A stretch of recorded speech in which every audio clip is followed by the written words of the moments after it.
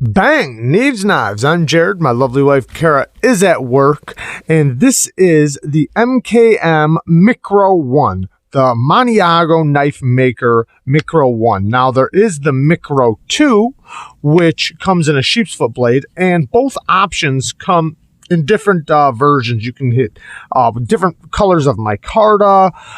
They have a skeletonized version, and like I said, the sheepsfoot version, the Mikro 2, will come in the same things, you know, different kinds of micarta, different colors. So let's get into this guy. First off, I want to thank the person who sent it to me, which is very awesome. I really appreciate people letting me check out some of the knives from their collection. So thank you for that. Now, this has a magnetic sheath, which is actually pretty cool. We'll get more into that in a second, but it makes it very useful where not only would it be a neck knife, but it also, you can just slap it to the surface of something and hang it somewhere, which winds up becoming very convenient for storage or, you know, just to put it somewhere. So very, very cool sheath. Like I said, we'll get more into the sheath here in just a second. Let's talk a little bit about the blade, because this is not a big knife. 2-inch blade. It's about 4 1/4 overall. Just a tiny bit over 4 1/4, but 2-inch blade. It is basically a 2-knuckle knife. Now you can use that third finger to kind of get you a little bit more leverage on there. You do have the jimping. This is a Vox design, which, if you know Vox designs, you know, I've always thought the Vox designs have great jimping. And even though it's small, since you have the G10 here, it actually makes it, you know, pretty thick to where you actually do have a relatively good grip on such a little tiny knife. Now, using it, it's not going to be the best slicer, obviously, but for a blade to pull out really quick and, you know, make a cut, it's going to work just fine. It does have M390 blade steel, which, you know, it is full tang, obviously. This whole piece of metal here is M390. Beautiful stone washing. And when cutting with it, you know, you're not going to have a crazy amount of leverage or anything like that, but it will still cut. I mean, it is still a little blade. So just to make yourself 1, 2, 3, or however many cuts you can handle, you know, it'll do it. It'll definitely do it. Now, I found that it does slip out just a little bit because, you know, you only have 2 inches of blade. And trying to do a push cut, you know, you might as well not even try, but I attempted, and the push cuts weren't that great. But now where it does wind up working out is when you get your thumb right up on that jimping, you let the material kind of push against your thumb as you're going through, kind of like an indicator of the depth of the blade, and, you know, you just wind up getting a lot more control over the cut, and it makes you a lot more confident in that your blade isn't going to slip out. The material basically slides right over the, you know, the pad of your thumb, and, you know, it makes cutting actually pretty decent. Not too bad. Not too bad at all. So it does actually cut, you know, for the size of it and for the intended purpose, not too bad. Now, where it does shine, though, is with utility cuts. So the utility cuts winds up working out really good. If you look here, you have a straight back design here. And to me, I wouldn't call this a drop point blade. I would call this a straight back. So it's basically a straight back, but you have this little spot right here that kind of rests right under your finger, like that, and you can use that jimping. You can really push into materials. Now you can also pinch it, you know, whatever way winds up becoming comfortable for you. Mine was kind of this where I curled my knuckle around right there, hooked it like that, and the utility cuts were great. It wound up cutting very good for utility cuts. The tip is pretty thick, so you're not going to have to worry about chipping or damaging it. This is definitely, it's a pretty thick blade. The behind the edge thickness is right around 24 thousandths. So 20 to 24 thousandths. So since it does have a relatively thick edge, you know, it's not going to be an edge that's going to be fragile or anything like that, you know, and that's where it's also going to hinder you for, you know, extreme slicing, but it's more of the leverage. But for utility cuts, it works great. Utility cuts are great, and yeah, it, you know, for such a little small knife, this is basically what you're going to want it for, is little utility cuts, opening up boxes and stuff like that, where it will work out great for, you know, for those little tasks, those little tiny duties that in all reality might be the majority of a knife carrier's things that they do with a knife. You know, not everybody's cutting up recycling every day. They're most likely opening up packages, opening up boxes, you know, making small utility cuts. So in that case, it works great. Now, like I said, the stone washing looks really good on it. The G10 is very well done. You can see it's, you know, it's pretty thick. With the G10, it contours to give you something to actually be comfortable in the hand.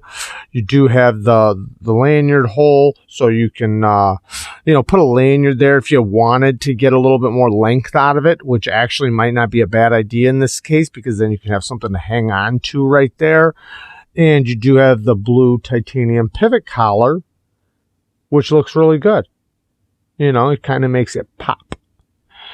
Now, I did not sharpen this thing, but I did hone it because, you know, just some light duty honing, because I didn't use it enough to damage the M390 edge or anything. But I did use it, you know, a little bit to where I thought, you know, a good stropping would be good. And it might not have necessarily needed to hone it, but, you know, using the Work Sharp field guided system, you have this ceramic rod right here where you can just basically do a light pinch and just let the edge lightly go down it. You don't have to worry about your angle being too precise. You just basically want the edge to rub that ceramic stone very, very lightly. Then turn it right over to the strop, give it a little strop, and that's basically all it needed. And this little system is great for that. You can do a full sharpening or just, you know, a little honing. I think I have one of these linked down below, the Work Sharp field guided system. It works great for maintaining your knives. So let's get into this magnetic pouch, because this thing's pretty cool. Now, like I said, you could hang it from your neck. If you get a chain, you can, you know, hang it right from your neck. And then since it's a magnetic, you're not going to have to worry about pulling this out. Meaning like say, let's look at this one.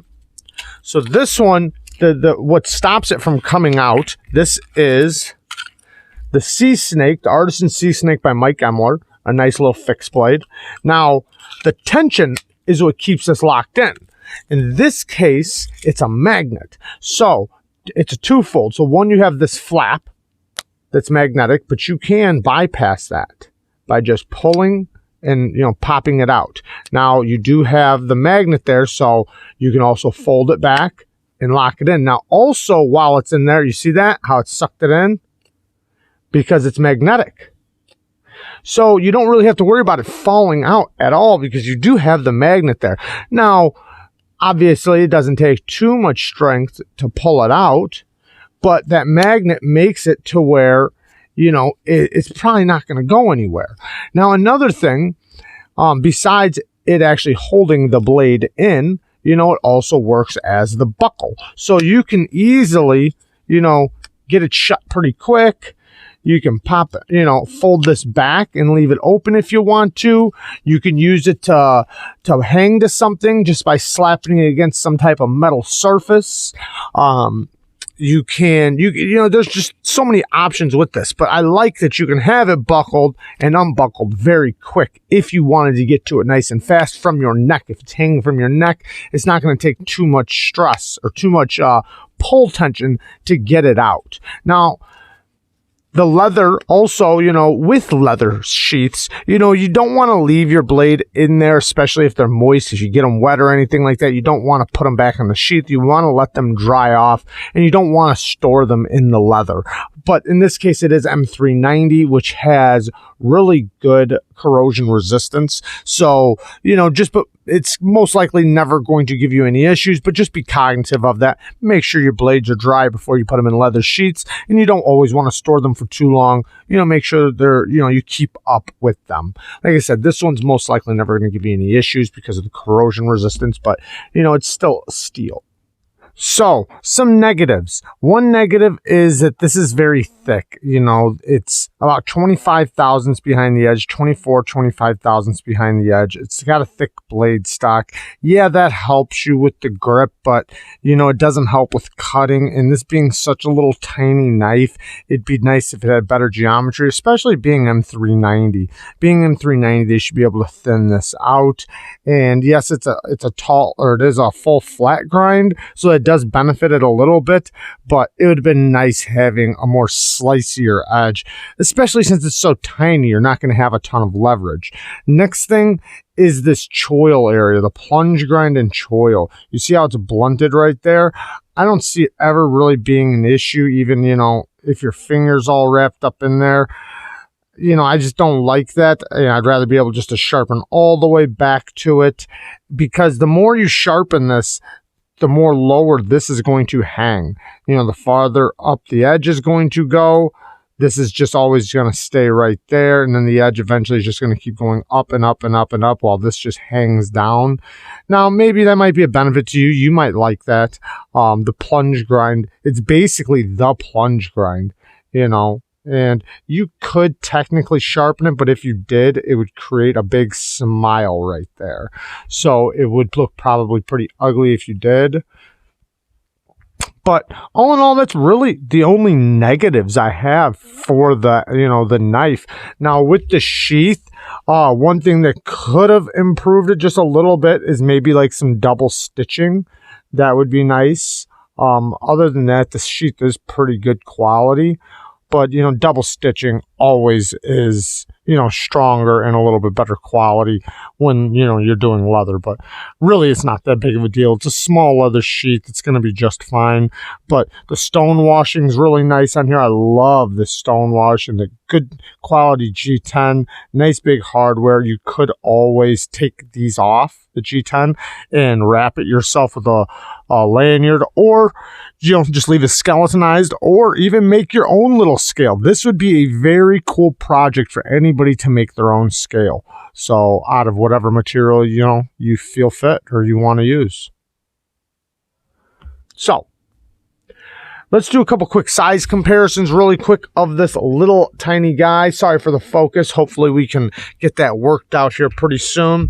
Here we have the Spyderco Mikro. Another little tiny knife. Not too many knives are smaller than this guy. Then we have the Kaiser Shard, which actually does dwarf the Mikro. Then, I know this is a lot bigger, but to me, it's a great little EDC knife. So if you're looking for a nice little Wharncliffe EDC knife, here is the Artisan Sea Snake by Mike Emler, which obviously dwarfs it, but it's still a nice little compact EDC knife. Not as compact as something like this. You actually get a full grip with something like this. If you hang a lanyard from this, though, you will get a full grip because you'll have something to hang on to. Now, here's another knife from Italy. So it's made in Maniago, Italy. This knife is also made in Italy. The Fox Knife Baby Core, Maniago, Italy. But this is Fox knives. So there you go. They're both little knives, but you can see the baby core still dwarfs this guy.